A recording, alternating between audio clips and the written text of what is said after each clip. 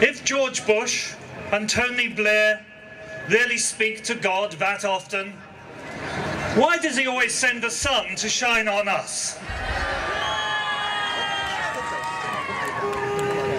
As we march here, as we demonstrate here, sadly, 3 years on, scores of people still are dying every day in Iraq. They are dying today.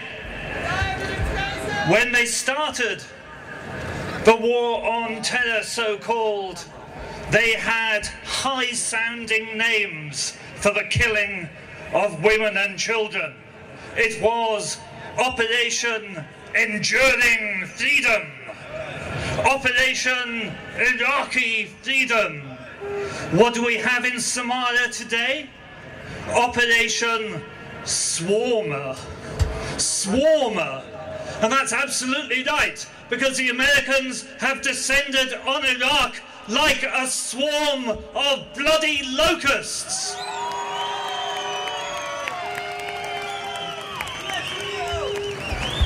When we went in, we said we were going in to remove weapons of mass destruction. They turned out not to exist. So then we said we were going in to install democracy. We didn't like the democracy, so now we're in there to stop the civil war which we actually started. It's a complete bloody nonsense. Nobody can believe that our troops are bringing peace to Iraq. Our troops are bringing hell and destruction to Iraq.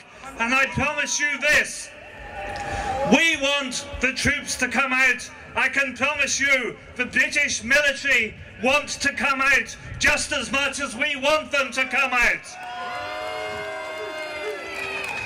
They were sent there by those people at the end of Whitehall, the other end of Whitehall, where they have friends who make millions and billions of dollars out of war, where there are people who paid for their seats in the legislature, where people don't know how many mortgages they've got.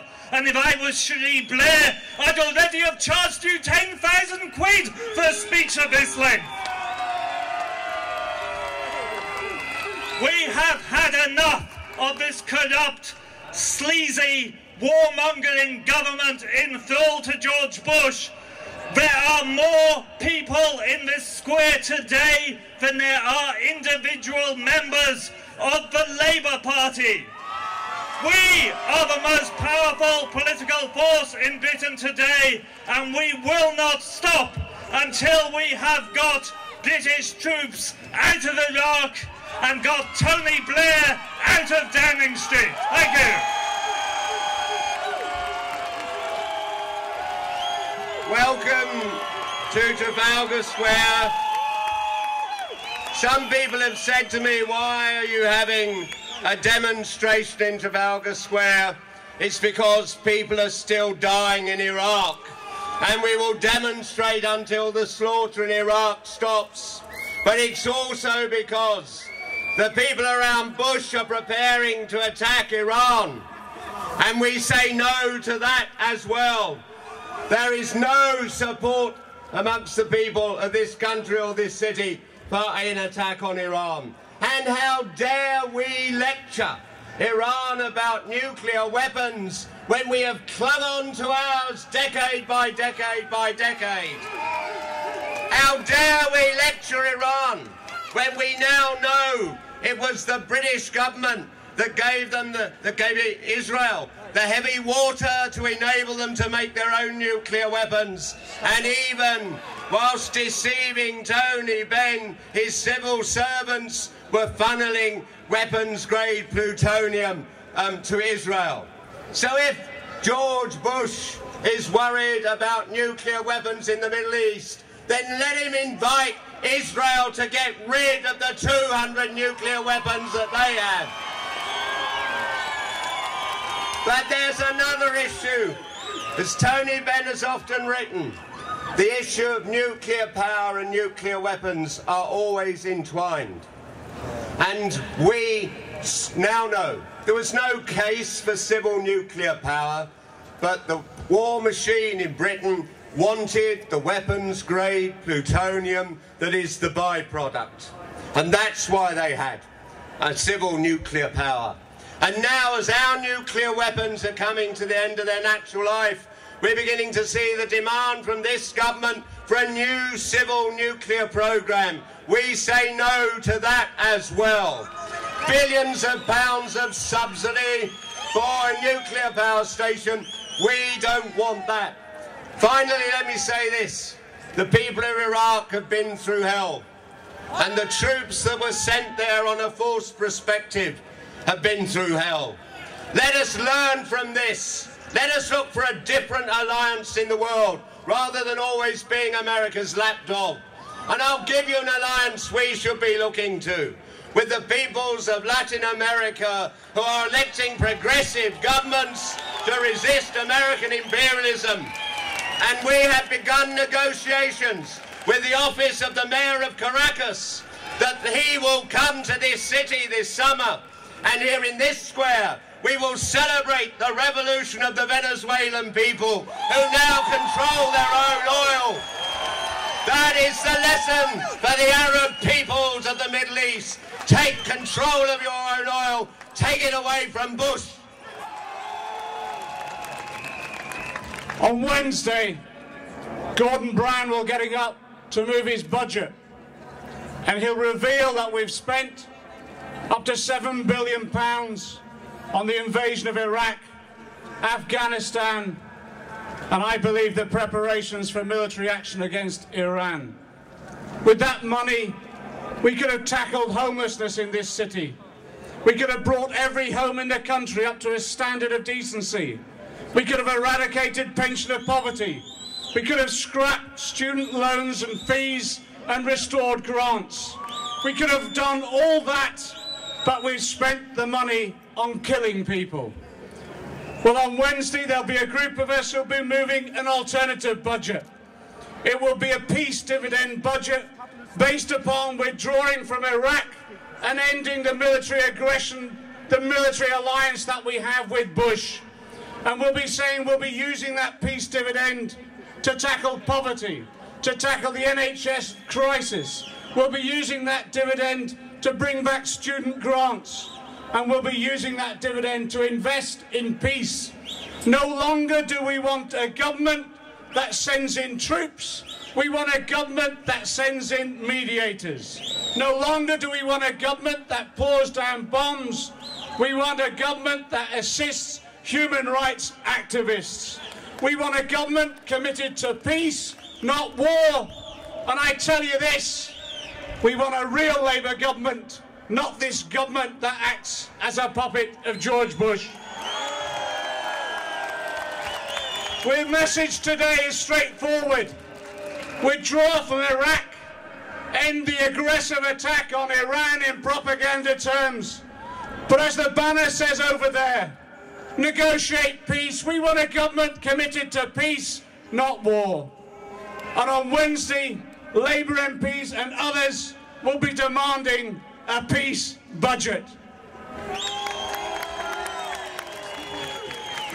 Friends, this week in the papers you will have read that a man who mucked about with the brakes on a railway truck and removed the brakes because he wanted to suit his boss, the truck ran down 4 miles and it killed 4 people. I can think of another man who mucked about to please his boss, and I'm talking about Blair and Bush, that he deceived people, he let down more than a railway carriage, and he has so far managed to kill at least 100,000 Iraqis and many other people, soldiers, American and British as well. That is what he's achieved. Does he deserve 9 years in prison, or 19 years in prison, or 90 years in prison? He should be tried as a war criminal. And I can tell you that there's a suitable cell in The Hague now waiting for him. This is a most bizarre and appalling government we have. When we get up and talk, we are told that we are friends of terrorists. I have been opposed to terrorism all my life, but the major terrorism of this world is the terrorism of the great powers who intervene in other countries in all kinds of ways, kill and murder and economic pressure. That is terrorism from the great powers. We are told that we are supposed to support Saddam Hussein. We spent years opposing Saddam Hussein. When he gassed the people of Halabja, it was people like you and me that were protesting, not the government that was selling him machine tools and chemicals to make his regime possible. And now we hear from both sides stories that we're going to have more nuclear weapons. We're going to spend 25 billion on nuclear weapons. The only way to stop Iran going for nuclear weapons is for us to begin negotiating the end of all nuclear weapons. Israeli, British, Chinese, Russian, American, all of them. It's perfectly possible, but we cannot tell the Iranians that we need them for our security, but they can't have them. They shouldn't have them, and nor should we. Someone said to me on the way here, oh God, not another demonstration. 3 years we've been doing it. My dear friends, this is a lifetime's crusade. If we want to build a world of peace and justice, it will go on for a long time, and we are all committed to it. Thank you.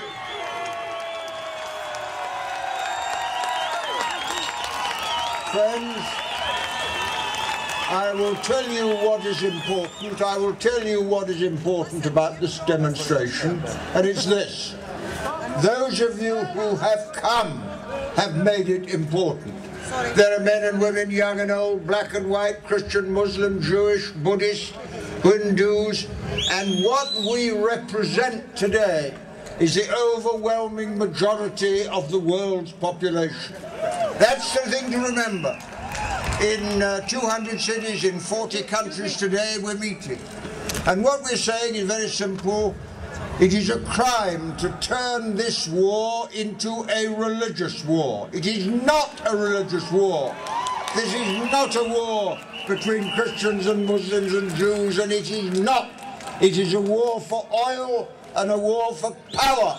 And it is an illegal war, and it is an immoral war, and it is an unwinnable war.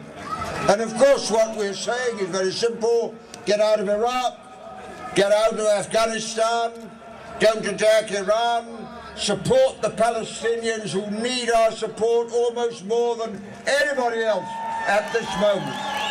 But above all, let us build this movement that is here today into a permanent, global, international movement, to use the resources and the money that we have at our disposal to build a world where everyone has a home and a school and a hospital and a pension, and there's the money to do it, the technology to do it, and that's what this campaign is all about. Take care, good luck, we're going to win. Thank you.